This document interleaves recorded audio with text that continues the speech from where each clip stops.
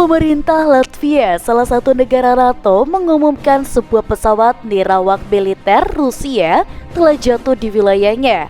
Insiden ini berbahaya karena bisa dianggap sebagai serangan Moskow dan terhadap aliansi tersebut.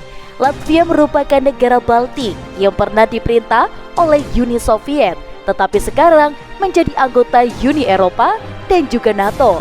Negara tersebut memiliki hubungan yang tegang dengan Rusia setelah merdeka, dan hubungan semakin memburuk sejak Rusia menginvasi Ukraina pada Februari 2022.